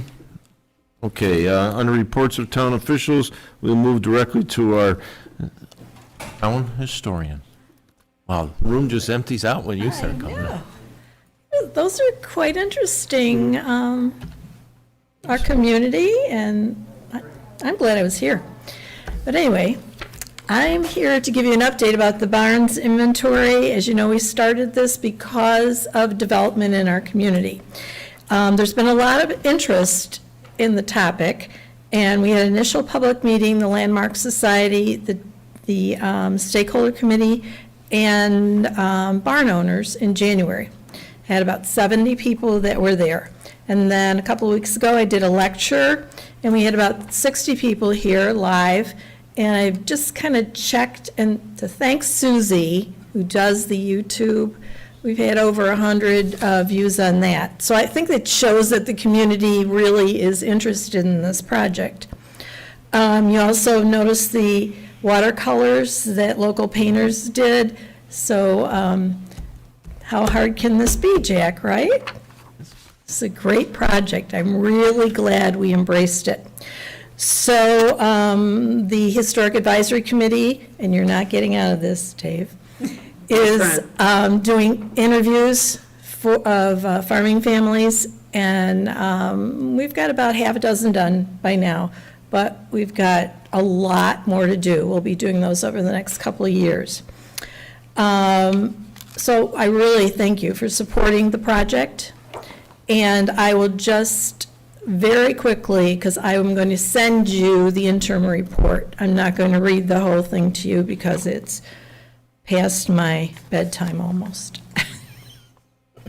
We had the stakeholder meeting, we had the Barnes owners meeting, and the Landmark Society reviewed the existing survey that we did maybe 10, 15 years ago, compiled all the results, and that will be sent to you as well. They did a reconnaissance, they took pictures of all the barns that they could see. Now they're going back and getting the ones that they missed because, spring and summer with the trees, you just can't see them all. They are doing property visits. They're setting up visits with 15 owners of barns who had agreed originally to have more documentation done about their farming family and the barns. And they're also going to be doing a second meeting in probably either November or in April. And they also said that the project has yielded a surprising number of barns that were not included in the original survey, and a few barns that obviously have been demolished since the 2003 survey. So it's been 20 years. So I would just, I'm going to send you the report and all the information they've done so far. They will finish hopefully by January, and we'll have another. And we'll just continue this until they will be done with their part. But the Historic Advisory Committee and myself will not be until we finish up with the interviews with the farming families. And I really feel so strongly that we're doing this because we're an agricultural community originally. I know, just like every other community, but we're losing it because of so much development. So to document it, it's really important. And again, I appreciate your support. Well, thank you, Thanks. Babette, and certainly your passion. Susie as well, I know you mentioned, your time as well, but certainly the amount of people who are, that's great, over 100? and Over growing? 100, yeah, thanks. That's great. Thank you. Thank you. Thank you. Board members, I would ask you at some point, take a look at the Economic Development Report, and LDC certainly has the efforts of Karen Lynch identified in there, and just in 1 year's period, she was able to accumulate an additional $20,000 over 2022 as far as sponsor support out there. In the highway report, Casey did identify some action items based on our presentation here a few minutes ago. In your packet, as well as the IT from Susie, Planning and Building Department, and our town clerk. We're going to turn to her for our tentative budget. Yes, board members, I did put the tentative budget at your seats, so for your review. Okay. Thank you, Karen. And board members, the only thing, I did leave items at your place setting. Just an update on some correspondence that come my way. So, moving, board members, do you have any committees you care to report on? Okay, moving to the business section of this evening's agenda, starting with finance, Fountain Park Engineering. Again, our share is 80, little over. Supervisor Marin? Yes, sir. Do you want to have the public participation, open public opinion? Doesn't that come up now? When the public comes forward to speak before we do our resolutions in our board meeting? Don't we usually? I do asked that? earlier, I thought. Oh, you did? Yeah. Okay, all right.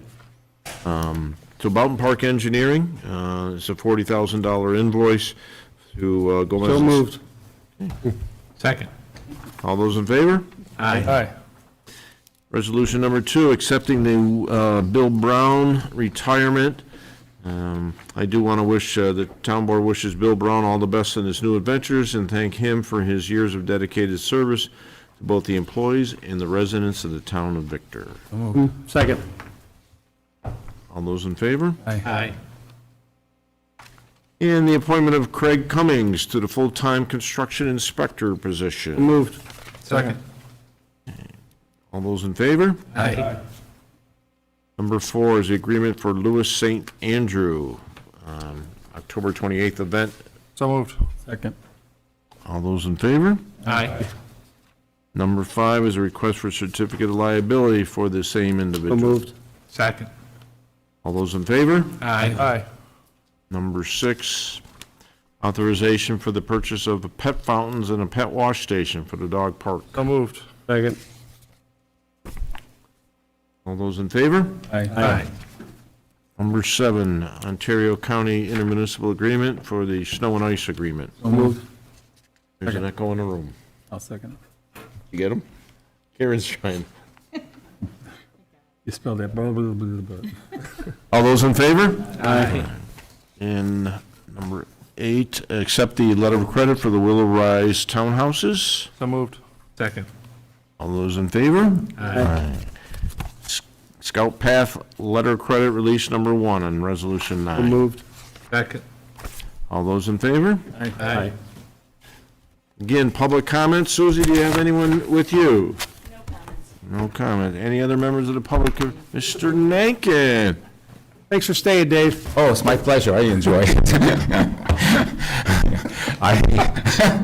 What can I tell you? This is my recreation. Pathetic. You mentioned the bucket program. Do you have any idea of how many households participate in that? I don't, but do you go to the recycling center? Oh, yeah. Yeah, so you see the buckets there. I mean, Yes.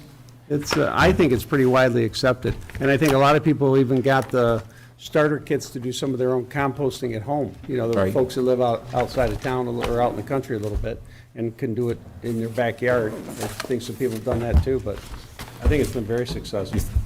20% of the homes, I you don't think? know. Mark, do you have any idea? I'm gonna say there's probably, gotta be at least 60 bucks. How many? 68. 60, 80 buckets a week? Yeah. Well, that's a lot. If you're really interested, you could probably stop into the office and ask Yeah, Casey. Casey would Okay, know. She would know. Okay. Yep. Have a wonderful evening, and thank you all. Thank you. There's no further comment. A motion to adjourn this So meeting. moved. All those in favor? Aye.